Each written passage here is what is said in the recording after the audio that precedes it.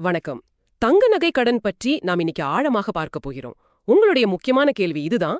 தங்கத்தோட விலை ராக்கெட் வேகத்துல ஏறிட்டே இருக்கு.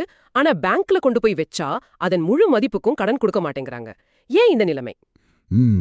அதே நேரத்துல குறைந்த வட்டியில அதிகபட்ச தொகையை பெறுவதற்கு ஏதாவது ஒரு ரகசிய வழி இருக்கா? வாங்க இத தெளிவா புரிஞ்சுக்கலாம். இந்த கேள்விக்கான பதில் வெறும் 3 எழுத்துல அடங்கியிருக்கு. LTV, அதாவது லோன் டு வேல்யூ. LTV. ஆமா. இந்திய ரிசர்வ் வங்கி ஏன் இந்த LTV விகிதத்தை ஒரு கட்டுப்பாடா வச்சிருக்குன்னு புரிஞ்சுக்கிட்டாலே பேங்க்ஸ் இப்படி செய்துங்கிற மர்மம் விலகிடும். சரி, அப்போ இந்த LTV பத்தி கொஞ்சம் விரிவா பேசுவோமே. நம்மளோட சொத்து நம்ம தங்கம். ஆனா அதோட முழு மதிப்பையும் நம்ம பயன்படுத்த முடியல. ஒரு வாடிக்கையாளரா பார்க்கும்போது இது கொஞ்சம் நியாயம் இல்லாத மாதிரி தோணுதானே? ரிசர்வ் வங்கி ஏன் இப்படி ஒரு தடையை விதிக்கணும்? இது வங்கிகளை பாதுகாக்கிறதுக்கு மட்டும் இல்ல, உங்களை போன்ற வாடிக்கையாளர்களையும் பாதுகாக்கிறதுக்கு தான். ஒரு நிமிஷம் யோசிச்சு பாருங்களேன். தங்கத்தோட விலை எப்போதுமே ஏறிட்டே இருக்குமா என்ன? திடீர்னு குறைஞ்சா என்ன ஆகும்? உதாரணத்துக்கு 1 லட்சம் ரூபாய் மதிப்புள்ள உங்க நகையை வச்சு 1 லட்சம் ரூபாய் கடன் வாங்கிட்டீங்கன்னு வச்சுக்கோங்களேன். சரி. சில மாசத்துல சர்வதேச சந்தை நிலவரத்தால தங்கத்தோட விலை சரிஞ்சு உங்க நகையோட மதிப்பு 80,000 ரூபாய் ஆயிட்டா என்ன பண்ணுவீங்க? 1 லட்சம் ரூபாய் கட்டி 80,000 ரூபாய் மதிப்புள்ள பொருளை மீட்கணுமா? மனசு வராது. அப்படியே பேங்க்ல விட்டுட தான் தோணும். சரியா புடிச்சிங்க. ஆனா அப்படி செஞ்சா உங்க சிபில் ஸ்கோர் பாதிக்குமே. அது ஒரு பெரிய பிரச்சனை இல்லையா? ஆமா, அது ஒரு முக்கியமான கேள்வி.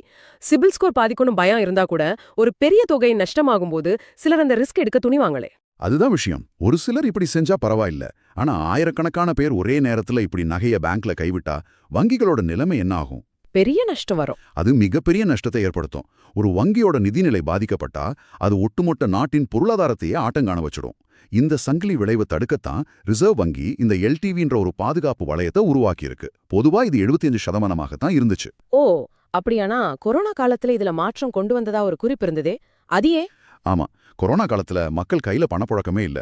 பொருளாதாரத்தை மீண்டும் இயக்க மக்கள் செலவு செய்யணும். அதுக்காக ரிசர்வ் வங்கி தற்காலிகமா இந்த LTV விதித்தை 90% உயர்த்தினாங்க. ஓஹோ. இதனால மக்கள் தங்கள் நகைக்கு அதிக கடன் பெற்று அவங்க தேவைகளை நிறைவேற்றிக்க முடிஞ்சது. ஆனா அது ஒரு தற்காலிக தளர்வு தான். இப்போ நிலைமை என்ன? மறுபடியும் பழைய 75% விதிக்கு வந்தாச்சா? முழுமையா இல்ல. இப்போ ஒரு புதிய அடுக்குமுறை இருக்கு. நீங்க வாங்குற கடன் தொகையை பொறுத்து LTV மாறும். அப்படியா? ஆமா. 2 லட்சம் ரூபாய் வரைக்கும் கடன் வாங்கினா நகையோட மதிப்புல 85% வரைக்கும் கிடைக்கும். அதுவே 2 லட்சத்திலிருந்து 5 லட்சம் ரூபாய் வரைனா 80% கிடைக்கும். சரி. 5 லட்சத்துக்கு மேல பெரிய தொகையா கடன் வாங்கினா பழைய 75% விதிமுறை தான் பொருந்தும். சுருக்கமா சொல்லணும்னா நீங்க அதிக கடன் வாங்கும்போது வங்கி இன்னும் அதிக எச்சரிக்கையோட இருக்கு. சரி, இந்த LTV விதிகள் வங்கிகளை பாதுகாட்டுதுன்னு புரியுது. ஆனா ஒரு வாடிக்கையாளரா எனக்கு இதுதான் முக்கியம். இந்த விதிகளுக்கு உட்பட்டு எந்த பேங்க் எனக்கு அதிக பணத்தை குறைந்த வட்டியில கொடுக்க போகுது? உங்க ஒப்பீட்டுல என்ன தெரிய வந்துச்சு? இதுதான் இந்த பகுப்பாயோட ரொம்ப சுவாரஸ்யமான பகுதி. நாம 2 கோணங்கள்ல இதை அலசினோம். முதல்ல 1 பவுன் தங்கத்துக்கு எந்த பேங்க் அதிகபட்ச கடன் தொகை தருதுன்னு பாப்போம். சரி. இந்த பட்டியல்ல 3வது இடத்துல இந்தியன் பேங்க் இருக்கு. அவங்க தங்கத்தோட மதிப்புல சுமார் 68% வரை கடன் கொடுக்கறாங்க. 1 பவுன் 1 லட்சம் ரூபாய்னு நம்ம கணக்கு வச்சா சுமார் 68,000 ரூபாய் கிடைக்கும். சரி, அடுத்தது 2வது இடத்துல யாரு? 2வது இடத்துல பஞ்சாப் நேஷனல் பேங்க், அதாவது PNB இருக்கு. இங்க ஒரு சுவாரஸ்யமான விஷயம். அவங்களும் 68% தான் தராங்க. ஒரு நிமிஷம். இந்தியன் பேங்க்கும் பஞ்சாப் நேஷனல் பேங்க்கும் ஒரே LTV விகிதத்தை கொடுக்கும்போது நீங்க ஏன் PNB-யை 2வது இடத்துல வச்சிருக்கீங்க? வட்டி விகிதம் தான் காரணமா? அருமையான கேள்வி. அதுதான் காரணம். கடன் தொகை ஒன்னா இருந்தாலும் PNB-யோட வட்டி விகிதம் இந்தியன் பேங்கை விட கொஞ்சம் குறைவு. அதனால வாடிக்கையாளருக்கு இது ஒரு சிறந்த தேர்வா அமையுது. அதனாலதான் இந்த வரிசை. அப்படியான முதலிடம் நிச்சயம் இதை விட அதிக LTV கொடுக்கிற பேங்கா தான் இருக்கும். நீங்க யூகிச்சது சரிதான். முதலிடத்துல கனரா பேங்க் இருக்கு. அவங்க தங்கத்தோட தூய்மையை பொறுத்து, அதாவது நகையில கற்கள் மாதிரி வேற எதுவும் இல்லாம இருந்தா 90% வரை கடன் தரதா சொல்றாங்க. ஒரு நிமிஷம், 90%? ரிசர்வ் வங்கியே 75% தான் பொதுவான விதின்னு வச்சிருக்கும் போது இது எப்படி சாத்தியம்? இதுல ஏதாவது நிபந்தனைகள் இருக்கா? இல்ல இது எல்லாருக்கும் கிடைக்குமா? இது நம்புற மாதிரியே இல்லையே. இதுதான் இதுல இருக்கிற திருப்பம். இது சாத்தியம்தான், ஆனா ஒரு நிபந்தனையோட. அதிக கடன் தொகைக்கு ஈடா நீங்க அதிக வட்டியை கொடுக்க தயாரா இருக்கணும். இப்ப நம்ம விஷயத்த அடுத்த கோணத்துக்கு எடுத்துட்டு போவோம். குறைந்த வட்டி விகிதம் வழங்குற வங்கிகள் எவை? ஆஹா, இப்போதான் அசல் ஆட்டமே ஆரம்பிக்குது. சரி, இந்த புதிய பட்டியல்ல வரிசை எப்படி மாறுது? இந்த பட்டியல்ல கொஞ்ச நேரத்துக்கு முன்னாடி முதல் இடத்துல இருந்த கனரா பேங்க் இப்போ 3வது இடத்துக்கு தள்ளப்படுது. காரணம், அவங்களோட வட்டி விகிதம் 8.9% இருக்கு. ஓ, அப்படியா? அப்போ 2வது இடத்துல இந்தியன் பேங்க் 8.5% வட்டியோட 2வது இடத்தை பிடிக்குது. அப்போ முதலிடம் பஞ்சாப் நேஷனல் பேங்க் தானே? சரியா சொன்னீங்க. பஞ்சாப் நேஷனல் பேங்க் வெறும் 8.2% மிக குறைவான வட்டியோட இந்த பட்டியல்ல முதலிடத்தை பிடிக்குது. ஆஹா, இது ஒரு கிளாசிக் சிக்கல். அதிக பணம் வேணும்னா அதிக வட்டி கட்டணும், கனரா பேங்க் மாதிரி. குறைந்த வட்டியில கடன் வேணும்னா குறைந்த பணம் தான் கிடைக்கும், பஞ்சாப் நேஷனல் பேங்க் மாதிரி. இது ஒரு இக்கட்டான நிலைமை. ஒரு வாடிக்கையாளர் எப்படிதான் சரியான முடிவு எடுக்கிறது? உங்க அவசர தேவைதான் இங்க முடிவை தீர்மானிக்குது. உங்களுக்கு உடனடியா அதிக பணம் தேவை, வட்டி ஒரு பொருட்டு இல்லைன்னு நினைச்சா கனரா பேங்க் சிறந்த வழி. இல்ல எனக்கு வட்டி தான் முக்கியம், கிடைக்கிற தொகையை வச்சு சமாளிச்சுக்கிறேன்னு நினைக்கிறவங்களுக்கு பஞ்சாப் நேஷனல் பேங்க் சரியான தேர்வு. சரி, இந்த ரெண்டு இக்கட்டான தேர்வுகளுக்கு நடுவுல ஒருவேளை ரெண்டோட நன்மைகளையும் ஒரே நேரத்துல பெற ஒரு வழி இருக்குன்னு உங்க தகவல்கள்ல ஒரு குறிப்பு இருந்ததே. அதிக பணமும் கிடைக்கணும், வட்டியும் கம்மியா இருக்கணும். இது உண்மையிலேயே சாத்தியமா? அது எப்படி? சாத்தியம்தான். இது பலருக்கும் தெரியாத ஆனா மிக மிக சக்தி வாய்ந்த ஒரு வழி. உங்ககிட்ட விவசாய நிலத்துக்கான பட்டா இருந்தா நீங்க விவசாய நகைக்கடன், அதாவது அக்ரி கோல்ட் லோன் பெறலாம். விவசாய நகைக்கடனா? அதுக்கும் சாதாரண நகைக்கடனுக்கும் என்ன பெரிய வித்தியாசம்? மிகப்பெரிய வித்தியாசம் இருக்கு. இதன் மூலமா கனரா பேங்க் கொடுக்கற மாதிரி நகையோட மதிப்புல 85% வரை கடன் தொகையும் கிடைக்கும்.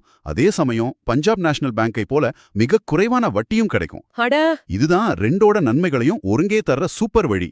உங்களுக்கு தகுதி இருந்தா வேற எதை பத்தியும் யோசிக்காம இதுதான் உங்க முதல் தேர்வா இருக்கணும். இது உண்மையிலேயே ஒரு அற்புதமான தகவல். பட்டா வச்சிருக்கிறவங்களுக்கு இது ஒரு ஜாக்பாட் மாதிரி. சரி, இப்போ கடனை திருப்பி செலுத்துறத பத்தி பேசுவோம்.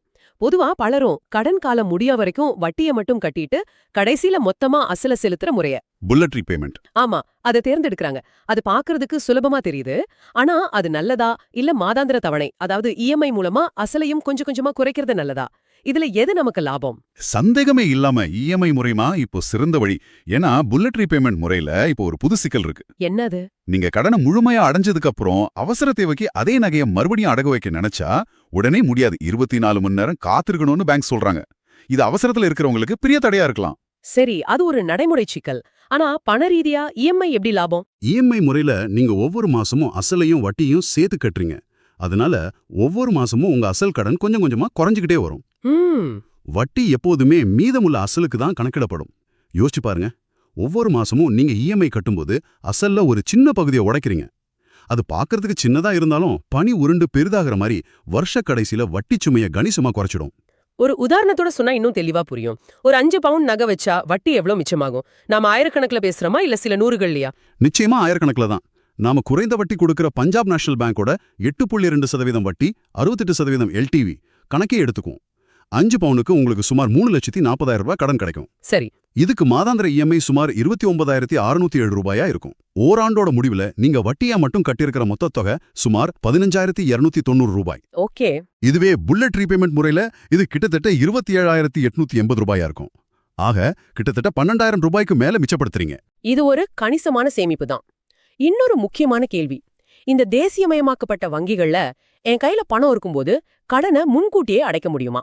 அதுக்கு ஏதாவது அபராதம் போடுவாங்களா? அதுதான் தேசியமயமாக்கப்பட்ட வங்கிகளோட இன்னொரு பெரிய நன்மை. நீங்க கடனை முன்கூட்டியே முழுமையா அடைக்கிறதுக்கோ, அதாவது ப்ரீக்ளோஷர், இல்ல கையில கிடைக்கிற பணத்தை பகுதி பகுதியா செலுத்துறதுக்கோ, பார்ட் பேமெண்ட்டுக்கோ எந்த விதமான கூடுதல் கட்டணமோ அபராதமோ கிடையாது. இது உங்களுக்கு முழுமையான சுதந்திரத்தை கொடுக்குது. சரி, இதுவரை நம்ம பேசின விஷயங்கள் எல்லாம் தொகுத்து பார்த்தா ஒரு தெளிவான படம் கிடைக்குது. தங்கத்தோட முழு மதிப்புக்கும் ஏன் கடன் கிடைக்கலன்ற குழப்பத்தோட ஆரம்பிச்சோம். இப்போ எல்டிவி விதிகள், வங்கிகளோட பாதுகாப்பு, கடன் தொகைக்கும் வட்டிக்கும் இடையான வர்த்தகம்னு ஒரு முழுமையான புரிதல் கிடைச்சிருக்கு. சுருக்கமா சொல்லணும்னா ஒரு தெளிவான உத்தியை நீங்க வகுத்துக்கணும். 3 படிகள் இருக்கு. 1, உங்க தேவை என்னன்னு முதல்ல முடிவு செய்யணும். ஆமா, அதிக பணமா இல்ல குறைந்த வட்டியா? அதிக பணம்னா கனரா பேங்க், குறைந்த வட்டினா பஞ்சாப் நேஷனல் பேங்க். 2வது, உங்களுக்கு விவசாய நகைக்கடன் தகுதி இருக்கான்னு சரி பாருங்க. இருந்தா அதுதான் உங்க முதல் மற்றும் சிறந்த தேர்வு. கரெக்ட். இறுதியா, திருப்பி செலுத்துற முறைய புத்திசாலித்தனமா தேர்ந்தெடுங்க. இஎம்ஐ முறை உங்க வட்டி பணத்தை கணிசமா சேமிக்கும். அருமை. இது ஒரு தெளிவான செயல் திட்டம். இந்த உரையாடலோட முடிவுல உங்களுக்காக ஒரு சிந்தனை. நாம தேசியமயமாக்கப்பட்ட வங்கிகளை பத்தி விரிவா பார்த்துட்டோம். ஆனா இது ஒரு முக்கியமான கேள்வியை எழுப்புது. வங்கி அல்லாத நிதி நிறுவனங்கள், அதாவது என்பிஎஃப்சிஸ், இந்த விஷயத்துல எப்படி செயல்படுறாங்க? அவங்க விளம்பரங்கள் 5 நிமிஷத்துல கடன்னு கவர்ச்சிகரமா பேசுது. ஆனா அவங்களோட எல்டிவி விகிதங்களும் வட்டி விகிதங்களும், மிக முக்கியமா அவங்களோட மறைமுக கட்டணங்களும் உண்மையிலே எப்படி இருக்கு? இது நீங்க அடுத்ததா ஆராய வேண்டிய ஒரு விஷயமா இருக்கலாம்.